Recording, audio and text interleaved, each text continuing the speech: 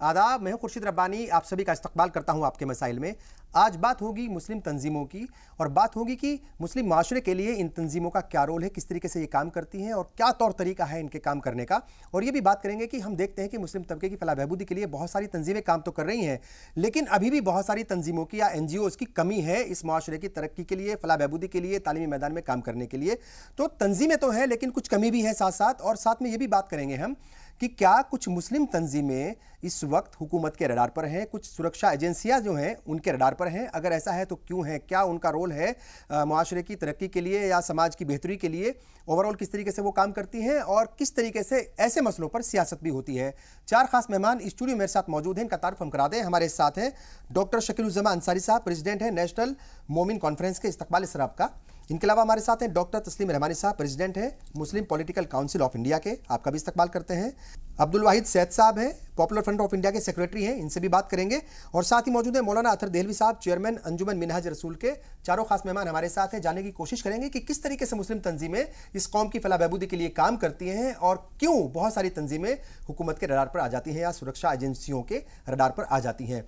तो तस्लीम रहमानी साहब, पहला सवाल आपसे ही, किस तरीके से आप देख रहे हैं जो मुस्लिम तंजीमों का रोल है? हम खाली मुस्लिम तंजीमों की ही बात कर रहे हैं, NGOs हैं, अलग अलग तंजीमें बनी हुई हैं, बहुत सारे इदारे बने हुए हैं, तो क्या रोल आप देखते हैं मुस्लिम समाज की, मुस्लिम मुआशरे की फलाह बहबूदी के लिए, उनकी तरक्की के लिए किस तरीके से ये काम कर रही हैं और क्या वाकई सही सिमत में जा रही हैं, सही डायरेक्शन में जा रही हैं? देखिए, मुल्क में जो मुस्लिम तंजीमें हैं जिनको हम करार वाकई तौर पर मुस्लिम तंजीम कहते हैं, वो इतनी बड़ी उम्मत के लिए उनकी तादाद अभी भी मैं समझता हूँ बहुत कम है। चंद बड़ी तंजीमें जिनका कौमी तौर पर पूरे मुल्क में जिनका दायरा वसी है, वो 5-6 से ज़्यादा तंजीमें इस मुल्क में नहीं है जिनको सब लोग जानते हैं। जमीयत उलमा हिंद है, जमात इस्लामी हिंद है, पॉपुलर फ्रंट है, मिली काउंसिल है, मुशावरत है, यही तंजीमें हैं। इसके अलावा जो है वो NGOs हैं अपने अपने इलाकों में। अब इनके सामने ज़रूरी है कि वो पूरे मुल्क के मुसलमानों का भी और जो उससे नेशनल स्ट्रीम में जो कुछ भी होता रहता है उन सबको नज़र में रखते हुए, मुताला रखते हुए और उन पर एक सेक्रेटरीट की सूरत अपने दफातर में कायम करें। ये ज़रूरत है। उससे फिर उम्मत की जो भी जिस तबके की वो नुमाइंदगी करते हैं उस तबके की फलाह तभी मुमकिन होती है।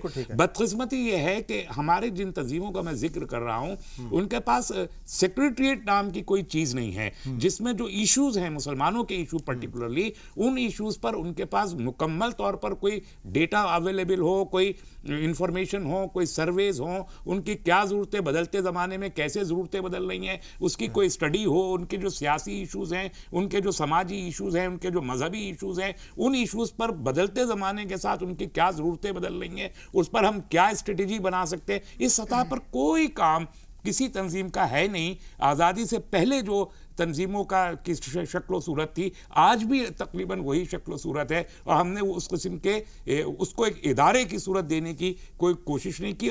दूसरी बात, उन तंजीमों के साथ अपनी तंजीमी असबियतें इस कदर गालिब आ गई हैं कि उन असबियतों ने मिली मफादात को कहीं पीछे छोड़ दिया है और जमाती फलाह बहबूद और जमाती मफाद उनके ऊपर आ गए। ये एक बड़ा मसला है इस वक्त जिससे हिंदुस्तान का मुसलमान जूझ रहा है। बिल्कुल। मौलाना अतर देहलवी साहब, किस तरीके से देख रहे हैं आप, तंजीमों का रोल होना क्या चाहिए? सही मायनों में आपको क्या लगता है कि जो रोल होना चाहिए, क्या मौजूदा वक्त में जो मुस्लिम तंजीमें हैं, ख़ास तौर से हम चूंकि मुस्लिम तंजीमों की बात कर रहे हैं तो उसी पर जो है हम फोकस रखेंगे, क्या वो अपना रोल सही से निभा पा रही हैं, अदा कर पा रही हैं? और तादाद को लेकर के भी बड़े सवाल उठते हैं कि जो तादाद में तंजीमें होनी चाहिए थी, NGOs होने चाहिए थे, अलग अलग जो है वो इलाकों में, अलग अलग सूबों में होनी चाहिए थी या फिर अलग अलग मैदानात के लिए होनी चाहिए थी, अलग अलग शोबों के लिए होनी चाहिए थी, वो वैसी तंजीमें हैं नहीं, बहुत कम है, गिनी चुनी है।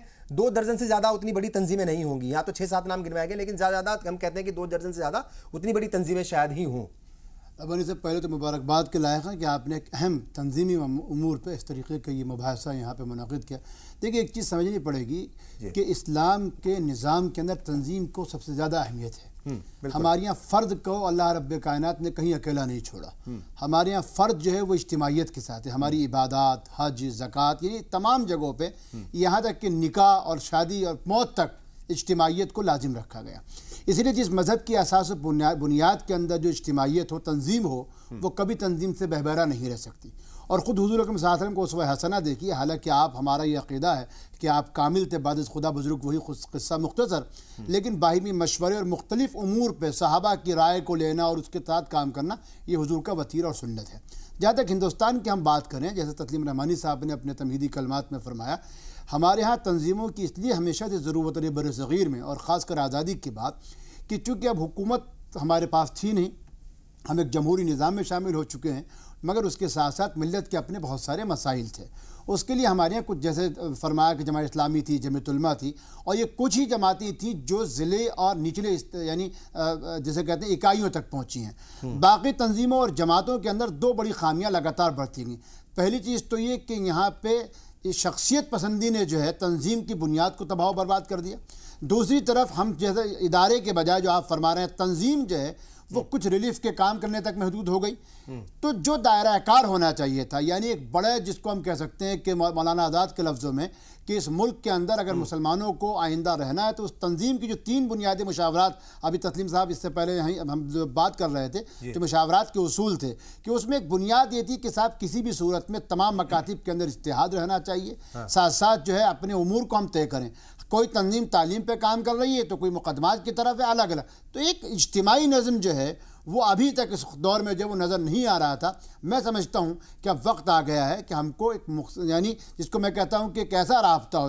देखिए, क्रिश्चियंस की इस मुल्क के अंदर एक कोऑर्डिनेशन है जिसमें तमाम अम्ब्रेला, एक ही अम्ब्रेला के अंदर जो है सारी तंजीमें, हिंदुओं के अखाड़ा परिषद मौजूद है। यहाँ पर भी ऐसा है कि भाई देखिए मुशावरत है, लेकिन मुशावरत के 2 भाड़ हो चुके हैं। जमीयत उलमा की आप मिसाल देख लीजिए, मिली काउंसिल को देख लीजिए। मैं सब इसलिए नाम ले रहा हूँ कि दर्द है, हम सब उम्मत का हिस्सा हैं।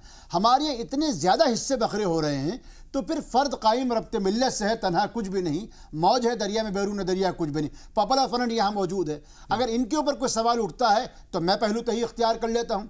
जमीयत के ऊपर कोई मुकदमा, अरशद मदनी साहब पे कोई मुकदमा आता है तो दूसरा आदमी फरार इख्तियार कर लेता है। आज़ाद मैदान में अगर बरेलवी उलमा के खिलाफ कुछ होता है तो तीसरा आदमी, भाई मिल्लत की इज्तिमाइयत के साथ चलना पड़ेगा। और उसके लिए जो तस्लीम भाई कह रहे हैं, एक सेक्रेटेरिएट की, एक मुश्तरका निज़ाम की हमको ज़रूरत है। हाँ, क्या लगता है शकीलुज़्ज़मान सानी साहब आपको, ये जो हम तंजीमों की बात कर रहे हैं, इनके रोल की बात कर रहे हैं, भाई सियासतदान जो हैं वो अपने हिसाब से काम करते हैं, उनको सियासत जो है उनके जहन में ज़्यादा रहती है, उनके जहन में जो है वो सर ज़्यादा रहते हैं कि किस कौम के कितने सर हैं या कितने वोट मिल सकते हैं।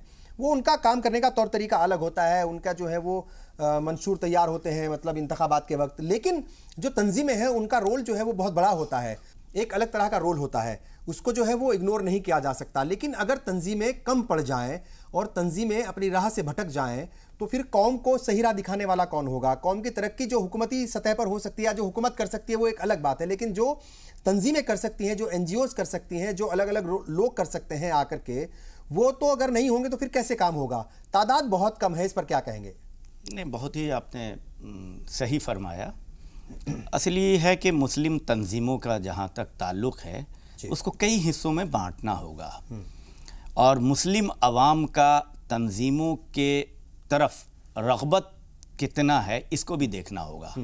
देखिए, आप तंजीमें कितनी भी कायम कीजिए, लेकिन अगर मजहबी तौर पे उसमें अगर चाशनी नहीं है तो क्राउड जमा नहीं होता है। और जहां आज का ज़माना है कि आप उसको बांटिएगा जब तक डिफरेंट तरीके से नहीं, कि हेल्थ के ऊपर आपका कौन काम कर रहा है, एजुकेशन में आप सच्चर कमेटी की रिपोर्ट आई है, आपकी कितनी बुरी हालत है, और उन इलाकों में सबसे बुरी हालत है जहां मुसलमानों की आबादी सबसे ज़्यादा है, वो सब है, वो हालत कितने हमारे ख़राब हो चुके हैं। दूसरे से मजहबी जो तंजीमें हैं, कई तंजीमें बनती हैं, उभरती हैं, अवाम का जब भरोसा उन पर कायम होता है तो आपस में झगड़े शुरू हो जाते हैं, चचा भतीजे के झगड़े हों या खानकाहों में जो उनके सज्जादा नशी बनाने के लिए झगड़े शुरू हो जाते हैं, या सेक्रेटरी जी सदर और सेक्रेटरी, कभी भी जब फ्लरिश करती है कोई भी तंजीम, आप जितनी बड़ी तंजीमों का तस्करा किया, वो सब अपनी मौत अपने मरी है, किसी दूसरे ने आपको नहीं मारने की कोशिश की है, बल्कि अपने उलझ गए। तो सबसे बड़ी बात यह है कि आज के हालात तो ये है कि जैसे कहा जाए कि बहुत ही अंधेरी सूरत है। आज आपके हर सेक्टर के लिए जितने NGO की ज़रूरत है उसके हम समझते हैं कि आपके पास 10% है, उससे ज़्यादा नहीं है। दूसरे आपसी इत्तेफाक का मामला नहीं है। अगर किसी के साथ परेशानी है तो मजहबी जो हमारे तौर पे जो मजहबी तंजीमें हैं कई बार आपसी इख्तलाफ के बुनियाद पर एक दूसरे को फंसाने में और सरकार का आलाकार बनने में शामिल हो जाती हैं, ये भी देखा गया है।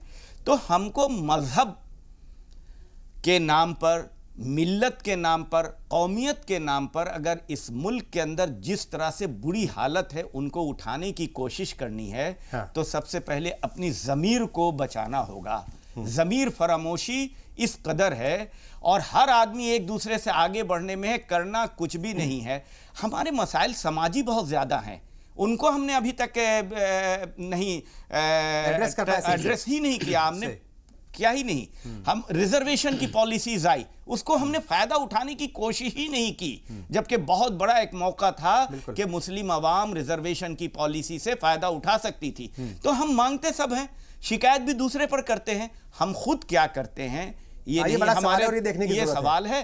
और ये तस्लीम रहमानी साहब जैसा कह रहे थे पहले, ये एक ज़रूरत है, तो ये ज़रूरत कैसे पूरी होगी?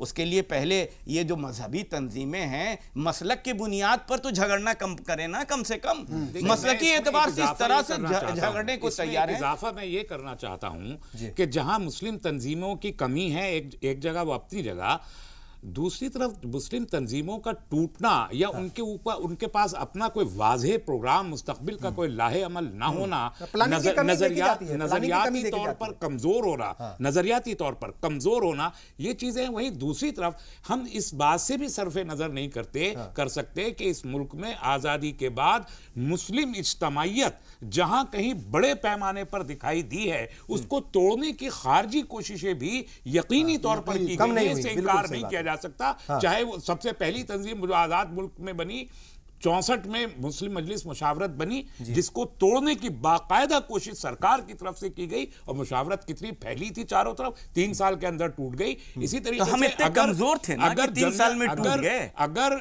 67 साला इजलास दारुल उलूम देवबंद में होता है और वहां इंदिरा गांधी बुर्का पहन के जाती हैं, तो उनकी वापसी के फौरन बाद दारुल उलूम देवबंद टूट के 2 हो जाता है। आप इससे सरफे नजर नहीं कर सकते कि इस मुल्क में मुसलमानों ने जब कभी मुत्तहिद होकर खड़े होने की कोशिश की और अपना शो ऑफ स्ट्रेंथ किया, तब वो तंजीमें टूटी हैं। मुस्लिम मजलिस 67 में बनी, अगले साल 71 में मुस्लिम मजलिस और मुस्लिम लीग साथ में खड़ी होके यूपी में मुस्लिम मजलिस और मुस्लिम लीग दोनों का खात्मा हो गया। बिल्कुल ठीक है। तो इस तरीके से जमयतों का भी यही आलम रहा है। जो नजरियाती तौर पर खड़ी जमातें थी, मसलन जमात इस्लामी एक मखसूस नजरिए के साथ खड़ी है, उसमें ये सब कुछ नहीं हुआ। लेकिन उनके पास कोई लाहे अमल, कोई प्रोग्राम नहीं है, कोई प्रोग्राम नहीं है, कोई प्लानिंग नहीं होती। अब्दुल भाई सैयद साहब, आपको क्या लगता है, पॉपुलर फ्रंट ऑफ इंडिया की नुमाइंदगी आप यहाँ पर कर रहे हैं और बड़ी जो है वो चर्चा में है इन दिनों आपका फ्रंट, और उसका मतलब कहा जा रहा है कि हुकूमत जो है वो पूरे उसके ऊपर निगरानी रखे हुए है, NIA जो है वो रिपोर्ट दे चुकी है। कुल मिलाकर के PFI जो है इस वक्त वो रडार पर है सुरक्षा एजेंसियों के। तो क्या कुछ है, मतलब किस तरीके से आप लोग काम करते हैं, क्यों इस तरह के सवाल उठते हैं तंजीमों के ऊपर, क्या बताना चाहेंगे? दरअसल अभी तक हुकूमत से कोई इसके बारे में कम्युनिकेशन नहीं हुआ है जी। मतलब ये सिर्फ जो मीडिया में आ रहा है और ये अफवाहें जैसा चल रही है। बात दरअसल ये है कि ये अभी इसी मौजू पर जो तस्लीम रहमानी साहब बता रहे थे, तंजीमों की एक तो कमी है, और उस पर भी मैं कहूँगा कि ये नई सरकार जो आई है एक तरह से कारपेट बॉम्बिंग करके सारे NGOs को मतलब कोई ना कोई एक मसले में फंसाने की कोशिश करती है। मतलब उनकी फंडिंग के बारे में सवाल उठाती है। तो हमारे कौम के बारे में खास करके तो बिल्कुल सही है, अगर वो सरकार सवाल उठा रही है नहीं, हमारे तो कौम में खास के लिए उठा रही है ना साहब सवाल। हाँ, लेकिन बात ये होनी चाहिए हाँ। कि ऐसी तंजीमों को आप मतलब हमारी कौम में खास करके देखेंगे तो वो प्रोफेशनलिज्म नहीं है, और वो एक सिस्टम, एक मेंटेनेंस का, एक मिनट्स का और एक अकाउंट्स का, ये सब सिस्टम है हमारे पास नहीं है। तो इसलिए तो इसका फायदा उठाते हुए नहीं है, पॉपुलर फ्रंट ऑफ इंडिया के पास भी है, नहीं है। मैं बोल रहा हूँ चंद तंजीमें इन चीज़ों पर बहुत ध्यान देती है। तो मैं नहीं, अभी ये जो पहले मसला चल रहा था, ये कम तंजीमें हैं, उन पर भी जो है गवर्नमेंट की तरफ से रुकावट लाने की बहुत सारी कोशिशें चल रही है। और अभी ये सारी कोशिशें करने के बाद में, बहुत सारे NGOs को दबाने के बाद में और सोशल एक्टिविस्टों का आवाज़ बंद करने के बाद में पॉपुलर फ्रंट पर एक इस तरह से प्रेशर बिल्ड किया जा रहा है, गवर्नमेंट की तरफ से नहीं है लेकिन जरूर इसके पीछे हम लोग एक और चीज तो कौन इसके पीछे होगा, मतलब क्या लगता है आपको? 2 साल पहले एक टारगेट किसी को किया जा रहा है तो कोई ना कोई मकसद होता है ना उसका। 2 या 3 साल पहले आरएसएस का एक कॉन्क्लेव हुआ था और उस कॉन्क्लेव में उन्होंने बाकायदा एक रेजोल्यूशन पास किया कि पॉपुलर फ्रंट को बैन किया जाएगा। अब बाकी लोगों को सोचना यह है कि एक तो आरएसएस ना गवर्नमेंट एजेंसी है, ना गवर्नमेंट के बारे में, ना गवर्नमेंट का काम करती है, तो इन लोगों को मुल्क के बारे में या फिर पॉपुलर फ्रंट के बारे में क्यों सोचना चाहिए? हाँ, कुछ कह रहे हैं? नहीं, आप बोल देखिए, इसमें एक चीज़ ये भी है, मैं समझता हूँ कि मेरे बहुत सीनियर लोग यहाँ बैठे हुए हैं, कहीं ना कहीं हमको रब्बानी साहब इस बात को मानना पड़ेगा कि सच बात मान लीजिए चेहरे पे धूल है, इल्ज़ाम आइनों पर लगाना फजूल है। कहीं ना कहीं हमारी तंजीमों के यहाँ खुद एहतिसाबी की कमी और लाहे अमल के अंदर जो लचीलापन नहीं कहूँगा बल्कि मैं कहूँगा बहरा रवी जो थी, वो भी यहाँ तक इन हालात के लिए ज़िम्मेदार है। भाई 2 चीज़ों पे हमारे अभी मर्ज कर रहा था कि 70 सालों से जिन तंजीमों ने या जिन जमातों ने यहाँ काम करा, वो अज़ला से नीचे पहुँचने में सिवाय जमात इस्लामी और जमीयत उलमा की किसी और की कोशिश ही नहीं हुई है। सब या तो लखनऊ, दिल्ली, पटना, मुंबई, ये लोगों के मरकज़ है। और आप कहने की ज़रूरत नहीं है, दिल्ली का इलाका तो ऐसा है कि जहाँ आपको पूरी की पूरी कई हज़ार तंजीमें और एनजीओज़ मिल जाएंगी। मगर मैं इससे एक आगे की बात करना चाहता हूँ, हो सकता है कि मेरे सीनियर लोग इससे कहीं इत्तेफाक ना करें। इसके साथ साथ एक चीज़ और भी है कि हमने अपने आप को बहुत ज़्यादा अब्दुल भाई साहब महदूद कर लिया। देखिए, मेरा कहना है, मैं पॉपुलर फ्रंट की बात नहीं कर रहा, आपको अगर कानूनी तौर से आपको अपनी बात रखना है और इंशाल्लाह इसमें आप कामयाब होंगे। इसी मुल्क के अंदर आसाम जैसे हसास इलाके के अंदर बदरुद्दीन अजमल ने अपनी एक जमात कायम की, एक तंजीम कायम की, और वो आगे तक पहुँचे। असदुद्दीन ओवैसी भी यहाँ थे। मुस्लिम लीग केरल के अंदर अपना एक पूरा दबदबा रखती है। हमारे यहाँ परेशानी क्या हो गई है, छोटी तंजीम से लेकर बड़ी जमात तक कहीं ना कहीं शफाफियत जो है वो ख़त्म होती जा रही है, जवाबदेही की अब कोई राब्ता नहीं है। हज़रत का जो कल्चर है, वो हज़रत के कल्चर जो है वो हमारी खानकाहों और दरगाहों से निकल के, जमातों से निकल के, जमीयतों से निकल के आम जगह तक पहुँच गया है कि इससे सवाल नहीं करना है, इनसे बात नहीं पूछनी है हमारा क्या। और इसके साथ साथ एक चीज़ और है कि हमको इसके अलावा अपने दिगर बिरादरान वतन को भी साथ लेकर चलना पड़ेगा। मैं पूरी जिम्मेदारी से एक बात कह रहा हूँ और पूरी ईमानदारी से कह रहा हूँ, आरएसएस की के साथ हमारे इख्तलाफात ही नहीं बल्कि हिंदुस्तान की अक्सरियत की इख्तलाफ उनकी विचारधारा को लेकर। लेकिन ये बात हम क्यों भूल जाते हैं कि आसाम के मुस्लिम अक्सरियती इलाकों के अंदर जितने मदरसे और जमीयत उलमा ने अपने इदारे कायम नहीं करे, उससे कहीं ज़्यादा स्कूल जो है वो आरएसएस चलाती है, जहाँ मुसलमान बच्चे पढ़ के आते हैं। तो मेरा कहना यह है कि सिवाय दूसरे पर उंगली उठाने के कुछ मुस्लिम तंजीमें अपने गिरबानों में भी जाके। हम बात ये कर रहे हैं कि मुस्लिम तंजीमों की कमी है क्या, चूंकि मुस्लिम तरक्की जो है, यानी मुस्लिम माशरे की, मुस्लिम समाज की तरक्की, हम देखते हैं कि वो कई बार उसके ऊपर ये इल्ज़ाम लगता है या कहा जाता है या महसूस किया जाता है कि वो रुक गई है, तरक्की जो है वो रुक गई है। पूरी दुनिया को देख लीजिए, इस मुल्क को देख लीजिए, बहुत तेज़ी के साथ जो है हर वो शोबे में आगे बढ़ रहे हैं, लेकिन मुस्लिम तबके की जब बात आती है तो ऐसा लगता है कि ब्रेक लग गए हैं। तो इस ब्रेक में मुस्लिम तंजीमों का क्या रोल है और क्या मुस्लिम तंजीमों के पास जो प्लानिंग है उसकी कमी रहती है?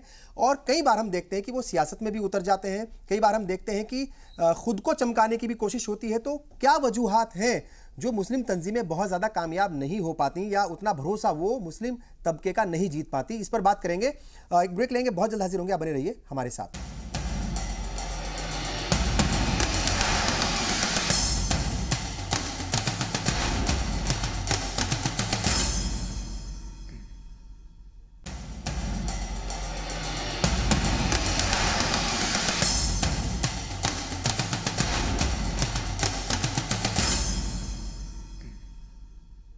आपके मसाइल में आज हम बात कर रहे हैं मुस्लिम तंजीमों की, मुस्लिम माशरे के लिए, उसकी तरक्की के लिए, फलाह बहबूदी के लिए, अलग अलग शोबों में काम करने के लिए मुस्लिम तंजीमों का क्या रोल है, क्या उस रोल को अदा कर पा रही हैं ये तंजीमें, या फिर ये भी हम देख रहे हैं कि तंजीमों की भी कमी है। बहुत सारी तंजीमें हैं, बड़ी तंजीमें भी हैं, लेकिन कई बार हम देखते हैं कि प्लानिंग की कमी होती है। तो प्लानिंग की कमी क्यों है, इस कमी को कैसे दूर किया जा सकता है? और कई बार खुद को चमकाने के लिए, मतलब शख्सियत जो है वो बड़ी हो जाती है, तंजीम से बड़ी शख्सियत हो जाती है, तो कई बार ये भी शिकायतें होती हैं कि वो जो पूरा मतलब जो है डायरेक्शन है उसको उस डायरेक्शन से भटक जाते हैं।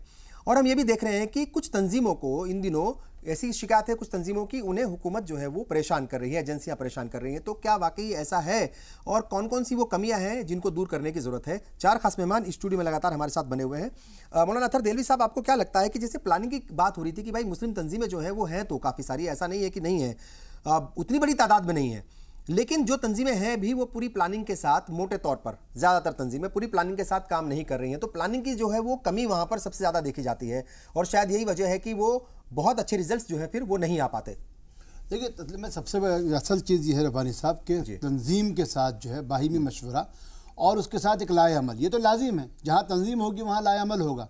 हमारे यहाँ परेशानी ये है कि आज़ादी की इस तरीके से तस्लीम साहब ने, मैं उन्हीं को बार बार इसलिए कोट कर रहा हूँ कि इस फील्ड में उनका काम ज़्यादा है।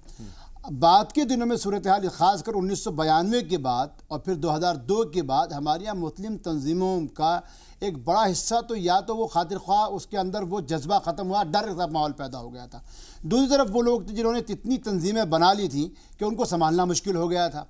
जो बड़ी तंजीमें थी, अगर आप उनको देखिए, जो जिन 2 बड़ी तंजीमों का हम नाम ले रहे हैं जो एक्टिव हैं, यानी निचले यहाँ तक जो है, उनके यहाँ भी कोई खातिर ख्वाह चीज़ नज़र नहीं आ रही। भाई आप देखिए, तालीमी इदारों के नाम पर इतने, मुझको बताएं कि सर सैयद रहमहुल्लाह के बाद अलीगढ़ को ले लीजिए, हम बार बार इस रोने को रोते हैं, इस पर पूरा नुआखानी करते हैं। जामिया के अलावा, जामिया हमदर्द के सिवा, या अगर आप छोड़ दिए कि साउथ इंडिया यानी जनूबी हिंदुस्तान के अलावा मशरक़ी हिंदुस्तान में कौन सा हमने बड़ा तीर मार लिया, कौन से हमने बड़े इदारे कायम कर लिए। देवबंद के अंदर जो जामे तिब्बिया कायम किया गया और बाद में उसको मजहबी बुनियाद पर उसको बंद कर दिया गया। तो इस वक्त ज़रूरत इस बात की है कि आइंदा 10 साल के लिए कोई ऐसा लाएअमल बनाया जाए कि जिसके अंदर तमाम तंजीमें बैठ के ऐसी बाहिमी मुशावरात करें कि सब आपका काम, जो एक तंजीम जो है वो सिर्फ तालीम पे काम करेगी, एक मुकदमात के ताल्लुक़ से कायम काम करेगी, एक जो वो सेहत के ताल्लुक़ से कायम करेगी। एक बहुत देर के बाद जमात इस्लामी ने अशिफा के नाम से अपना जो है कोई हॉस्पिटल कायम किया है। लेकिन हैरत अंगेज़ जो तकलीफ़ दे बात यह है कि हमारे मोहल्लों के अंदर हमारी बच्चों की सेहत का ताल्लुक़ है, औरतों की तालीम का मामला है, दिगर कोई भी मसाइल हों, अगर आप देखिए तो कहीं ना कहीं वो जो निज़ाम की कमज़ोरी है वो नज़र आती है। और इसलिए तंजीमों की बहुत ज़रूरत है, जो आप बार-बार कमी नज़र आती है, निज़ाम की कमी और तंजीमों की बहुत ज़रूरत है। मैं समझता हूँ कि जितनी बड़ी उम्मत है उस एतबार से तंजीमों की ज़रूरत हमेशा रहेगी, लेकिन लाए अमल के लिए जो है रहमानी साहब जैसे लोगों को, आप जैसे लोगों को, हमारे अंसारी साहब जैसे लोगों को, जमीयत लोगों को, औरों को बढ़ाना पड़ेगा। सिर्फ ये कहना हम ही काफ़ी हैं, मैं समझता हूँ कि ये कहीं ना कहीं उम्मत के साथ नाइंसाफ़ी होगी। क्या लगता है साहब आपको, तस्लीम रहमानी साहब, चूँकि हम देखते हैं कि जो तंजीमें हैं वो भी फ़िरकों में बटी हुई हैं, अलग अलग फ़िरकों की अलग अलग तंजीमें हैं। तालमेल की कमी, इस पर पहले भी बात हुई है, लेकिन तालमेल की कमी भी बहुत ज़्यादा है। और अगर किसी एक के ऊपर मुसीबत आती है, किसी एक तंजीम के ऊपर, तो बाकी सारी तंजीमें जो हैं वो अलग हो जाती हैं। ये नहीं देखते कि इसमें सच्चाई कितनी है या फिर इसको क्या वाकई जो है मदद मिलनी चाहिए कि नहीं मिलनी चाहिए। तो ये जो एक तो फ़िरकों वाला मसला आ गया है कि भाई अलग फ़िरके की, हर फ़िरके की अपनी अलग तंजीमें हैं, वो फिर दूसरे लोगों के लिए उनको काम करने की ज़रूरत नहीं है, ना वो करते, और शायद उस फ़िरके का कितना भला कर पा रहे हो ये भी बड़ा सवाल होता है। फिर दूसरा ये है कि तालमेल की कमी जो है, आपको लगता है कि वो भी बहुत बड़ी कमी है, तालमेल आपस में रहता नहीं है इन तंजीमों का। जैसे इन्होंने भी कहा कि भाई अगर कोई एक तालीम के मैदान में काम कर रहा है तो दूसरा जो है वो मुकदमात के मैदान में काम करे, कि भाई अगर किसी को ज़रूरत है लीगल एडवाइस की तो वो उसके मैदान में काम करे, कोई सेहत के मैदान में काम करे।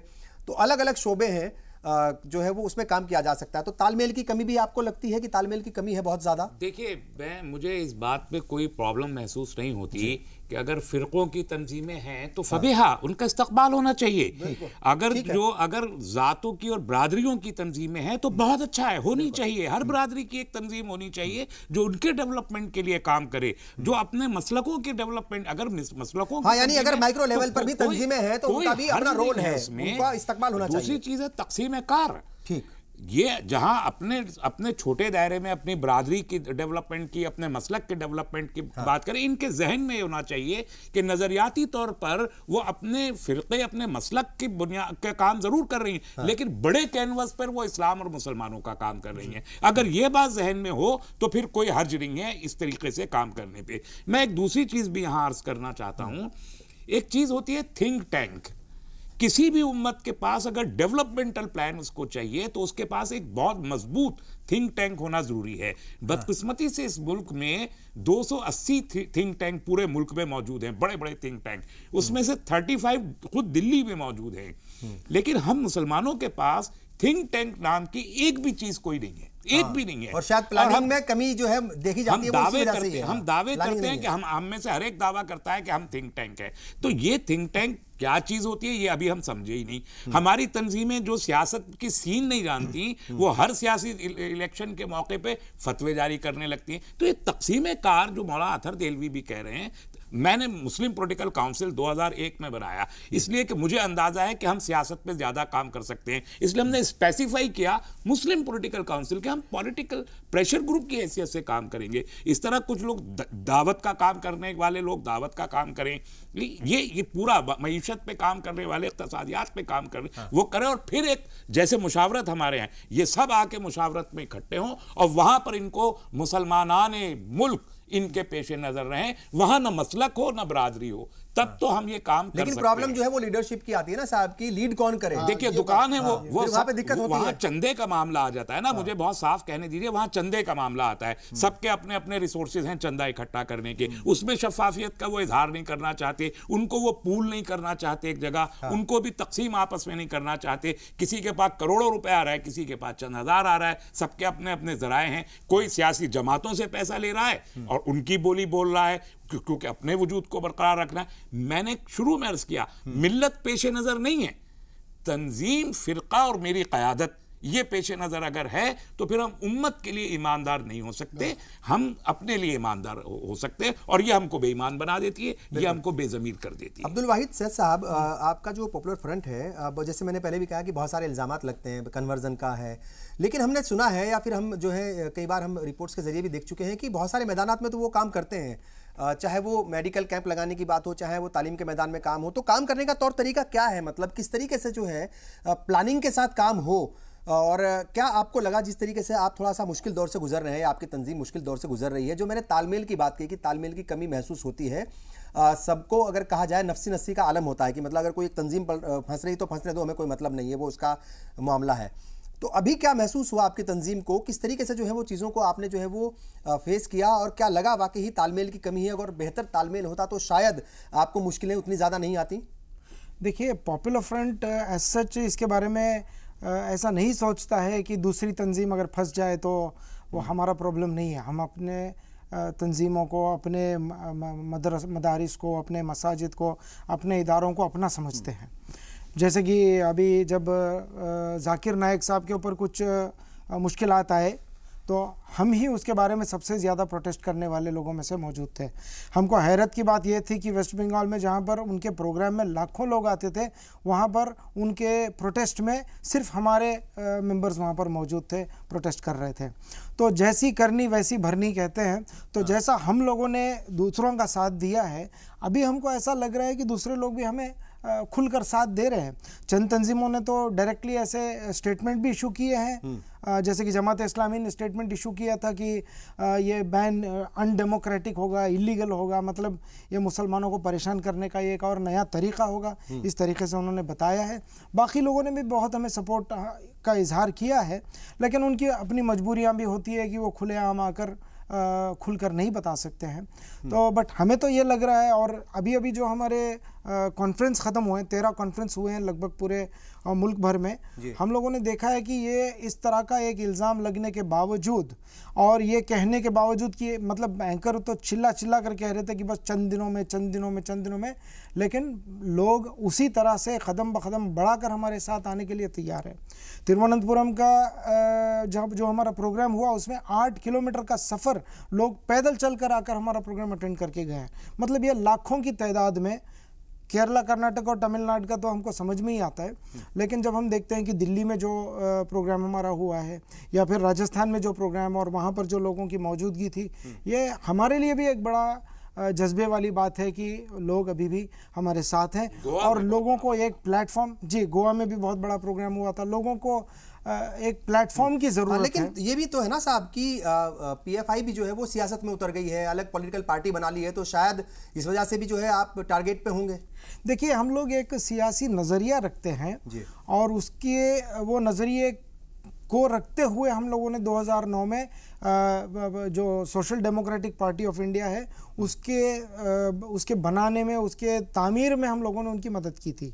इसके बाद ये एक ऑटोनोमस बॉडी है और अपना एक अलग लेकिन हम सियासी अपना नज़रिया रखते हैं। तो सियासी नज़रिया रखना एक बहुत बड़ा गुनाह है आज के ज़माने में। और दूसरी बात यह है कि आप हुकूमत के ख़िलाफ़, हुकूमत के जो गलतियां हैं, इन गलतियों को आप अगर पकड़ते हैं, जैसे कि आज भी आप देखेंगे कि या कल न्यूज़ चली थी कि हमारी जैसी तंजीम श्री श्री रविशंकर के ऊपर उंगली उठा रही है। मतलब ये अपना एक नज़रिया है, अपनी एक राय है, ठीक है। और इसके बारे में अगर कोई कुछ काम कर रहा है तो हम उसके बारे में कहना चाहते हैं। तो हम सबका नजरिया होता है। बस शकील-उज़्ज़मान अंसारी साहब, आपको क्या लगता है ये जो सियासत है यही कई बार खेल जो है वो ख़राब करती है, और जो तंजीमें जब सियासत करने लगती हैं या वो उनका मकसद सियासी होता है, वो कोई भी तंजीम हो, तो आपको लगता है कि फिर वो टारगेट पे होती हैं और फिर जो है वो भरोसा आवाम का बहुत ज़्यादा नहीं हासिल कर पाती? देखिए, इसमें दो बहुत ही ज़रूरी अहम नकात हैं जी। सबसे पहली बात तो देखिए, 1977 के बाद जी आम तौर पे जो मजहबी रहनुमा हैं उनका दखल पॉलिटिक्स में बढ़ा, पॉजिटिव नेगेटिव दोनों तरह, अच्छा या बुरा, उसके ऊपर मैं कोई टिप्पणी नहीं कर रहा हूँ। उसके बाद हालात क्या हैं? हालात ये हैं कि जब किसी भी स्टेट के इलेक्शन डिक्लेयर हो जाते हैं तो एक बड़ी तादाद जो शक्ल से मौलवी दिखाई पड़ती हो, बड़ी बड़ी टोपी और दाढ़ियों के साथ, सारे पॉलिटिकल पार्टियों के ऑफिस में जमा हो जाती है कि आप उनको कुछ पैसे दे दीजिए, वो आपका कैंपेन करेंगे। नतीजा ये है कि आप बिहार के एक ऐसे जो बड़ी मुसलमानों के मुतालिक अक़लियत से मुतालिक जमायत है, उसके प्रेसिडेंट को भी कैंपेन करने के लिए लादेन जैसी एक शक्ल के इंसान को हेलीकॉप्टर पर लेके लगातार घूमना पड़ा। नतीजा कुछ भी हो, सवाल यह है कि हम जिस तरह से अपने आप को बेवजन बना रहे हैं, हम पॉलिटिक्स में दखल हो या ना हो, ये जमहूरियत है, होगा ही दखल, हर इंडिविजुअल का दखल होगा, लेकिन एज ए मुस्लिम क्या मायावती की पार्टी की तरह दखल होगा कि जहां वो अपनी वेट रख सकती है, अपनी सरकार बना सकती है और अपने उसूल पर दूसरों को लेके चल सकती है? कि ये कि हर जगह हम खड़े हो जाते हैं, हर दूसरा आदमी 4 साल की कोई तंजीम बनाता है और पॉलिटिकल पार्टी, जमात इस्लामी में ने पॉलिटिकल पार्टी बनाया, पॉपुलर फ्रंट भाई ने भी, इन्होंने भी कहा। एक सेकंड नहीं, मैं दूसरी ये बड़ी अजीबोगरीब बात है इस मुल्क में। आप मेरी बात फौरी तौर पर कह दिया गया कि सियासत एक शजरे मत नहीं, मेरी बात और सियासत से बाहर निकल जाए। अब सियासी जमातों के जो लीडरान है वो चाहते हैं कि मुसलमान सियासत में सिर्फ बंधवा मजदूर बन के वोट करते रहे। मुस्लिम तंजीमों की जिम्मेदारी है कि वो सियासी तौर पर मुसलमानों की उनके माइंडसेट तैयार करें, उनको पढ़ाएं। आप मेरी बात पूरी होने दीजिए, तब आप बोलते तो ज्यादा अच्छा होता। अजीब बात है आप मेरी बात तो पूरी नहीं, मुसलमान जब सियासत में जाना चाहते हैं, पॉपुलर फ्रंट अगर आज सियासत में जाना चाहते हैं तो किसी को क्या तकलीफ है? इस मुल्क में नजरियाती तौर पर इख्तलाफ रखना जमहूरियत में हर एक का हक है। आप सिर्फ मुसलमानों की जब आप मेरी बात मैं जब मुसलमान सियासत करना चाहते हैं तब ये एतराज किया जाता है। नहीं, ये बात इसीलिए गलत है कि मुस्लिम तंजीमें जब सियासत करना चाहती हैं, आप बेवजन इसीलिए हैं, तब आप बेवजन इसीलिए हैं कि अपनी कौम का भी वजन खराब करते हैं और खुद का भी। आपके पास कोई ताकत नहीं है, आपके पास कोई 10 वोट भी नहीं है, और आप किसी दूसरे के पॉकेट से आप राजनीति करना शुरू कर देते हैं। कोई दूसरे लोग आपको राजनीति कराने लगते हैं। इसमें मेरी बात आप पूरी होने दीजिए ना। अपनी सियासत नहीं, आप मेरी बात तो लोगों को तकलीफ नहीं, आप मेरी बात पाबंदी नहीं, आप बदनाम नहीं, आप कुछ बोलना आप मेरी बात तो पूरी नहीं हुई ना। बात तो मैं ये कह रहा हूं कतई नहीं कि मुसलमानों को यहां पॉलिटिक्स या मुसलमानों को अपनी पॉलिटिकल पार्टी बनाने का हक नहीं है, मैंने ये नहीं कहा, लेकिन बेवजन बनने की जरूरत नहीं है। जब पॉलिटिकल पार्टियों के दफ्तर में पहुंच जाते हैं वोट लेने के लिए, और दूसरे आपका फील्ड वर्क कहीं काम नहीं किया हुआ है, अवाम के साथ कोई आपका राब्ता नहीं है, मुसलमान से आपका कोई ताल्लुक नहीं है, वोट है नहीं, और पॉलिटिकल जमात आप हर दिन बना के आप दूसरों के लिए फायदा पहुंचाने का जरिया बन जाते हैं। ये मैं उससे बात कर रहा हूं। मैंने कहा मायावती की पार्टी, मैंने कहा क्या आप बनाइए, क्यों नहीं बनाते? वैसी पार्टी बनाइए ना जो अपनी वजन के साथ वो दूसरे लोगों को अपनी डिक्टेशन पर लेके चलते हैं। सिर्फ सियासत की बात नहीं करेंगे। दरअसल मैं कहता हूं कि जो भी जैसे भी काम करना चाहता है, चाहे वो सियासत में जाकर काम करना चाहे या फिर मुल्क के जो दूसरे मसाइल हैं उनको लेकर काम करना चाहे, उन सबको उसके लिए आज़ादी होनी चाहिए। फॉर एग्जांपल अभी 15 अगस्त को अभी पॉपुलर फ्रंट की बात चल रही है, इसलिए मैं पॉपुलर फ्रंट की बात कर रहा हूँ। पॉपुलर फ्रंट को सियासत के लिए ही नहीं रोका जा रहा है। पॉपुलर फ्रंट अगर 15 अगस्त को जश्न भी मनाना चाहती है तो उसको रोका जाता है, कहा जाता है कि आपको जश्न मनाने की ज़रूरत क्या है जब पुलिस वाले मार्च पास्ट करते हैं, वो परेड करते हैं।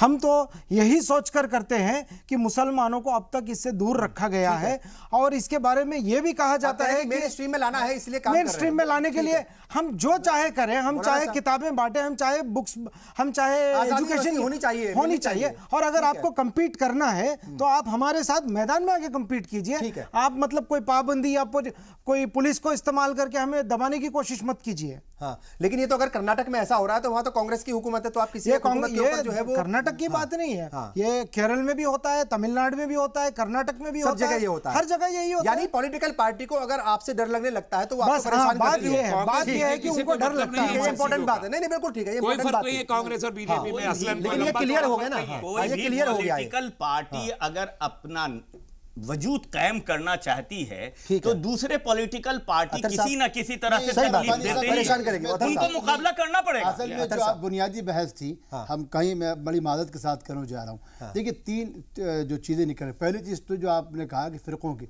मैं समझता हूँ कि तमाम बिरादरियों फ़िरक़ों को अलहदा जमात बनाने की, तंजीम बनाने की पूरी इजाज़त है। ठीक है, और ये कोई गैर शरई नहीं, हुजूर के ज़माने में अलहदा अच्छा है वो काम करे, अच्छा है वो काम करे, बस तालमेल होना चाहिए, तालमेल की कमी पाई जाती है ना, हम उसकी बात कर रहे हैं। मेरा कहना ये है इसके सिवा जिसकी तरफ हमारे अंसारी साहब ने इशारा फरमाया, असल परेशानी क्या है। मौलाना आज़ाद में वो वज़न था कि वो वज़ीर तालीम बन सकते हैं बाद में भी, लेकिन अभी परेशानी क्या होगी, क्या कांग्रेस हो या कोई भी, बीजेपी को तो आप छोड़ दीजिए, जितनी भी खुद निहाद या नाम निहाद या खुद साख्ता सेकुलर जमातें हैं, उनको वोट के वक्त मुसलमान उलामा की इन दाढ़ी टोपी वालों की ज़रूरत तो होती है। लेकिन मुझको बताइए, बीजेपी को साधु संतों को पार्लियामेंट भेजने में कोई दिक्कत नहीं होती, उनको वज़ीर बनाने में कोई परेशानी नहीं होती, लेकिन ये जितने भी नाम निहाद लोग हैं और उनमें बैठे वो मुसलमान चेहरे जिनको दाढ़ी टोपी से उस दर्जा नफरत हो चुकी है जितनी दूसरी जगह पे नहीं होती। हमारा कहना ये, जब इस मुल्क के हम हिस्सा हैं, आज मैं बहुत जिम्मेदारी के साथ कह रहा हूँ और पूरी जिम्मेदारी से एक बात कहूँगा, जब आप तंजीम की आप बात कर रहे हैं, तंजीम की सूरत हाल इतनी ज़्यादा ख़राब है। मौलाना अरशद मदनी को लेकर जो बयान और उसके बाद आसाम में जो कुछ हुआ, मुझको बताइए कि मौलाना, मैं उनका ना नुमाइंदा हूँ ना जमीयत से मेरा कोई ताल्लुक़ ज़ाती तौर से, लेकिन क्या अहले हदीस हजरात हों या केरला के लोग हों या बरेलवी हजरात हो, जमीयत उलमा के ये ग्रुप लगातार सबके मुकदमात लड़ता रहा और बहुत खातिर औकात में कामयाबी करी। लेकिन मुझको बताइए कि मौलाना के जो FIR हुई, जो उनके खिलाफ मुतालबात हुए, कितने लोगों ने यकजहती का इजहार किया। हमारा कहना यह है कि रब्बानी साहब आपके ज़रिए से, अंसारी साहब से भी और पॉलिटिकल फर्म से भी और पॉपुलर फ्रंट से भी, कि ये मौका जो है एक दूसरे के गिरबानियों तक पहुंचने का नहीं है। बिल्कुल ठीक है, मुश्तरका लाए अमल के साथ हम कब तक जो है, जो आप सही कह रहे हैं अंसारी साहब, कब तक हमारे लोग दरबारी बन के वहां बैठे रहेंगे। हाँ, आज मुझको बेवजन रहेंगे। आखिरी बात मुझे कहने दीजिए, दर्द के साथ मैं कह रहा हूँ, इस मुल्क के तमाम लोग सिखों के पास जाके वोट मांग सकते हैं। गुजरात के चंद लड़कों ने अपनी चरपाइयों में बिठा के लोगों के सर झुका दिए। मुझको बताइए, हमारी हैसियत और औकात इस मुल्क में इतनी रह गई, इतनी तंजीमों के बावजूद, कि हम लोगों के पास जाके कहते हैं कि खुदा के वास्ते हमारा इस्तेमाल कीजिए, हम आपको वोट दिलवा देंगे। हमारे पास कोई ये वजन कम क्यों हो गया है? चूंकि एक बहुत इंपॉर्टेंट बात यहां पर हुई है, वजन जो है वो नहीं रहा, वजन कम किया गया है, वजन कम हो गया है या वजन कम हो रहा है। तंजीमों की बात मैं कर रहा हूं, पूरी कौम की बात हो रही है और खासतौर से तंजीमों की बात हो रही है। चूंकि हमने देखा था मन की बात में वजीर आजम नरेंद्र मोदी ने एक तंजीम का नाम लिया था, मुस्लिम तंजीम थी, और उसका जिक्र किया था। तो इसका मतलब वजन आ सकता है अगर वैसे काम किए जाएं, अगर वैसी प्लानिंग हो, वैसी तैयारी हो और दूर की सोच हो, तो वजन भी आ सकता है। एक आखिरी ब्रेक, हम बहुत जल्द हाजिर होंगे, आप बने रहिए हमारे साथ और हम इस बातचीत को आगे बढ़ाएंगे और जानने की कोशिश करेंगे कि यह वजन आए कैसे।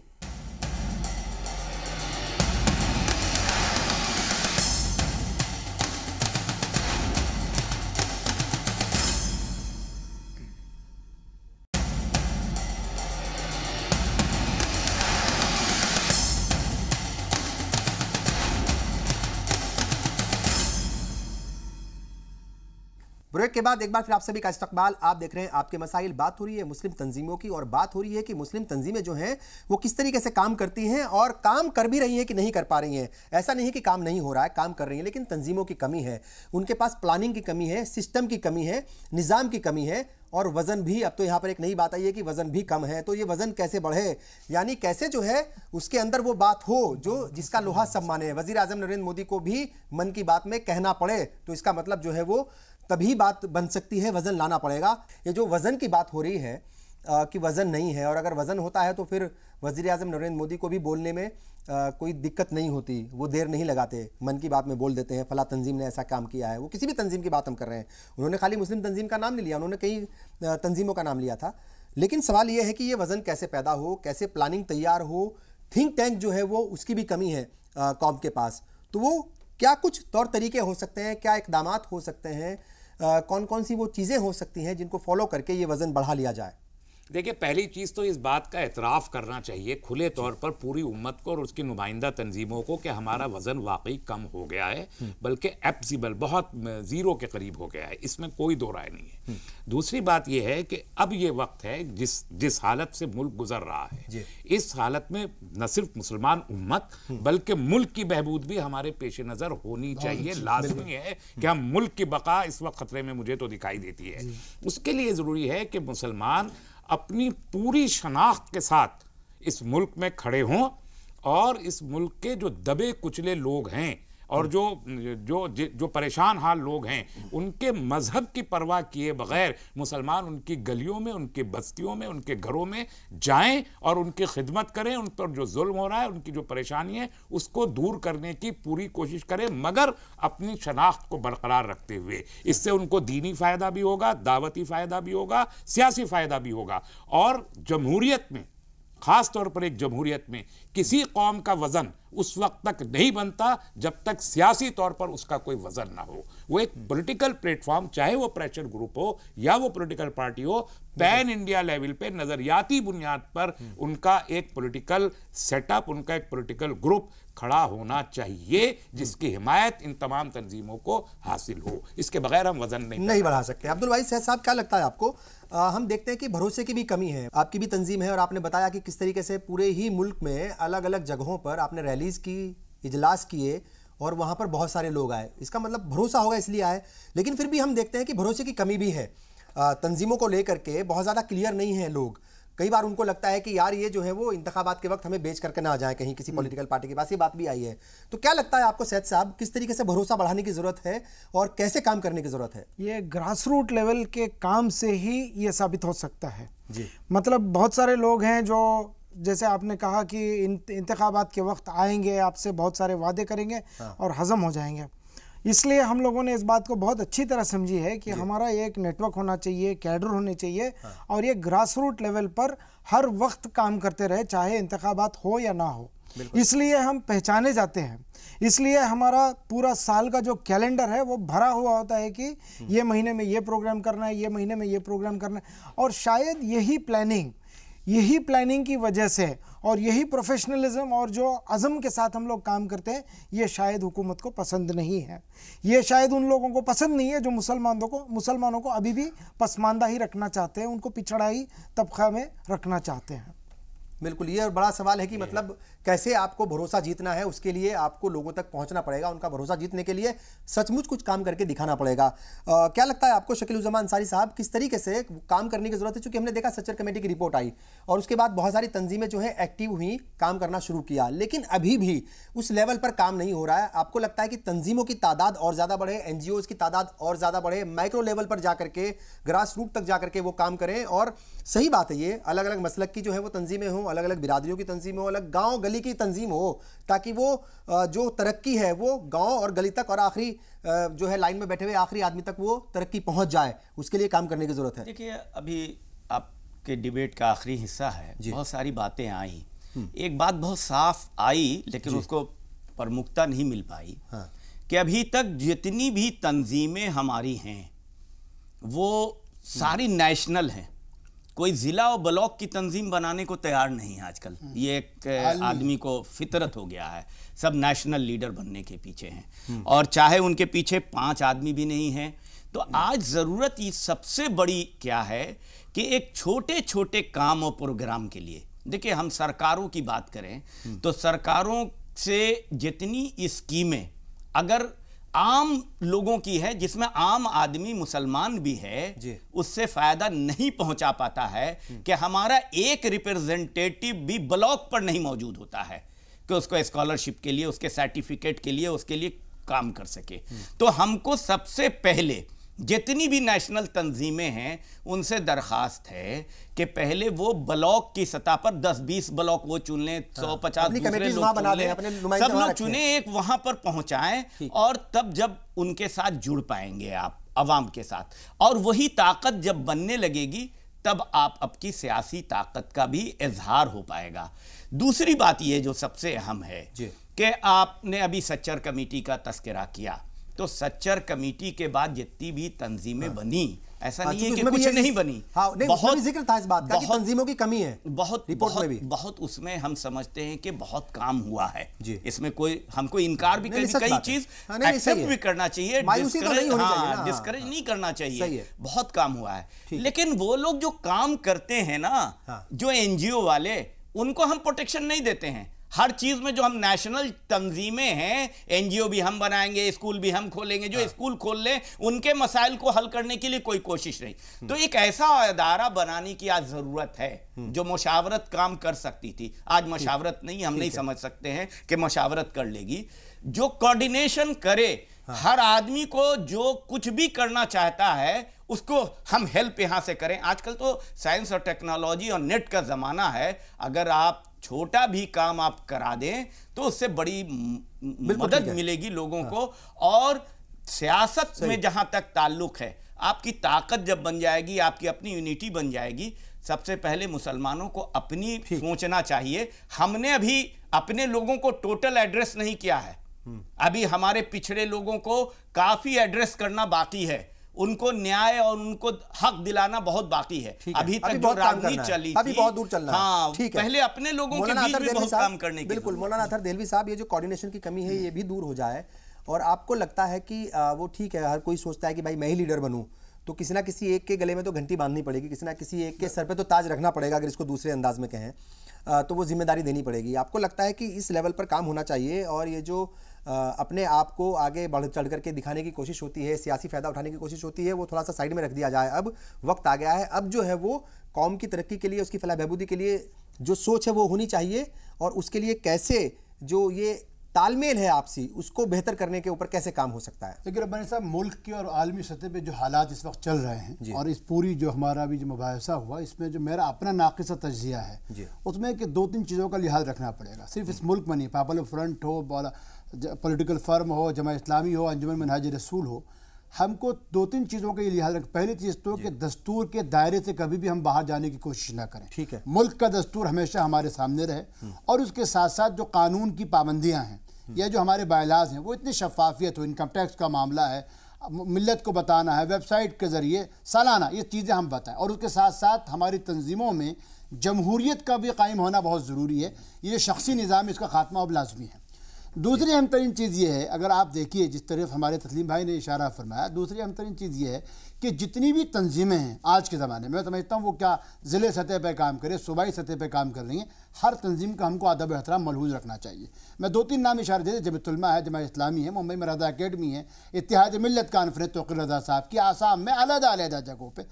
मेरा अदबान इन तमाम तंजीमों से दरख्वास्त है कि फ़रूई मसाइल में कोई नहीं कह रहा कि आप एक दूसरे के मतलक में जम हो जाइए, लेकिन मिल्लत और मुल्क के मफाद में कम अज़ कम एक ऐसी कोऑर्डिनेशन बन जाए जिसके अंदर सदर और सेक्रेटरी का कोई वो सिर्फ मुशावरत हो खाली, और उसका 3 महीने में 2 महीने में एक इजलास हो, और एक थिंक टैंक जिसको हम कहते हैं वो सिर्फ मुसलमानों की नहीं सोचे। देखिए, हम एक जिम्मेदार बात कर रहे हैं। आज परेशानी ये है कि अगर किसी जगह पर जो हमारे हिंदू भाई हमसे शिकायत करते हैं, हमारे अपने मसाइल होते हैं, हम सड़कों पे आ जाते हैं। किसी फिल्म को लेके मामला हो, किसी कार्टून को लेके मामला हो, किसी तंजीम को लेके मामला हो, हम पीछे खड़े हो जाते हैं।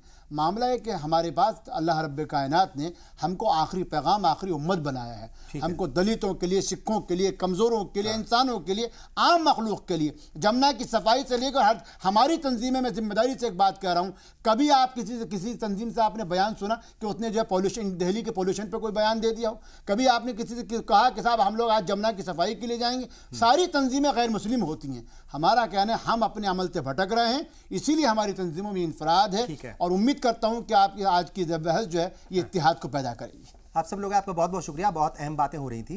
जाहिर तौर पर जो तंजीमें हैं उनका अपना रोल है समाज की बेहतरी के लिए, कौम की बेहतरी के लिए, इस पूरे मुल्क की बेहतरी के लिए। उस रोल को और ज़्यादा बेहतर तरीके से बढ़ाने की ज़रूरत है और आपसी तालमेल, कोऑर्डिनेशन और प्लानिंग के साथ काम किया जाए तो मुझे लगता है जितनी भी शिकवे शिकायतें हैं इन तंजीमों से वो सब दूर हो जाएंगी। आप सबने प्रोग्राम देखा, आप सबका बहुत बहुत शुक्रिया। आदाब।